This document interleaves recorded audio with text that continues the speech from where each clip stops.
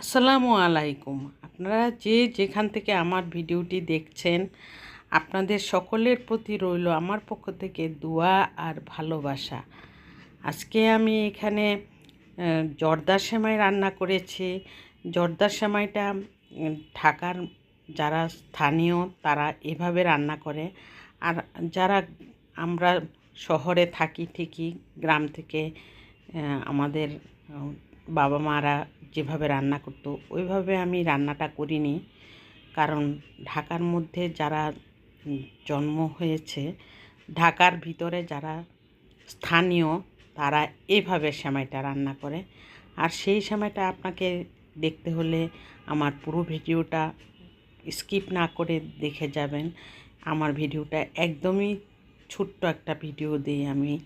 বড় ভিডিও এখন আর কেউ পছন্দ করে না, সেজন্য আমি অল্প ছোট্ট 4 মিনিট থেকে 5 মিনিটের একটা ভিডিও দিয়ে থাকি।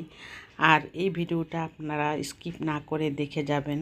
আপনাদের কাছে অনুরোধ রইল একটি লাইক দিয়ে কন্টিনিউ করবেন, সাবস্ক্রাইব করে অল বাটনে প্রেস করে রাখবেন। আর এই সেমাইটা দেখুন, আমি জর্দা রং দিয়ে বলক আসার সাথে সাথে আমি কিন্তু উঠিয়ে নিয়েছি, ছেঁকে নিয়েছি। ছেঁকে নেওয়ার পর কিন্তু আমি কোনো পানি টানি কিছুই দেইনি, কারণ ঝরঝরে ভাবটা থাকে পানি না দিলে। আর যদি পানি দেওয়া হয় তাহলে আঠালো হয়ে যায়। আর সেই চিন্তা করে আমি পানি না দিয়ে ছেঁকে নিয়েছি। ছেঁকে নেওয়ার পর আমি এখানে ননস্টিক প্যান বসিয়ে দিয়েছি। এই সেমাইটা শুধুমাত্র ঘি দিয়ে রান্না করতে হয়। আমি এখানে 3 টেবিল চামচ কি 4 টেবিল চামচ আমি দিয়েছি ঘি, 4 টেবিল চামচই দিয়েছি। দিয়ে আমি ঘিয়ের উপর শুধু সেমাইটা আমি রান্না করব। রান্না করার সেমাইটা আমি যখন ঘিয়ের মধ্যে দিয়ে থাকি তখন আমি নাড়াচাড়া বেশি করা যাবে না, তাহলে এই যে লম্বাটে ভাব থাকে সেই ভাবটা ভেঙে যাবে।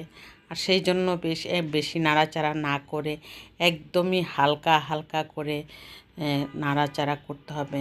এর মধ্যে চিনি দিয়ে দিব আমি 1 কাপ, পুরো 1 কাপ দিয়েও আরও হাফ কাপের থেকেও কম দিয়েছি। আমি কোনো রকমে ঘিটা শুধু মিশানোর জন্য আমি এইভাবে স্প্যাচুলা দিয়ে আমি নাড়াচাড়া করছি।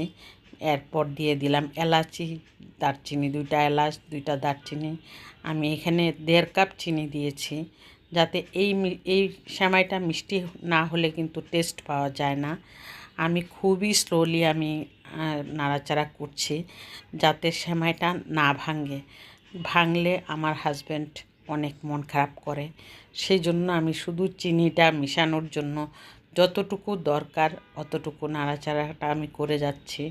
আর এখানে পাউডার দুধ দিয়ে দিলাম আমি প্রায় হাফ কাপ, পুরো ভরে ভরে পাউডার দিয়ে দিলাম পাউডার দুধ। তারপরে আমি এখানে কিশমিশ দিয়ে দিলাম 2-3 রকমের কিশমিশ, কাজু বাদাম। তারপর নামানোর পর আমি পেস্তা বাদাম দিয়ে দিব।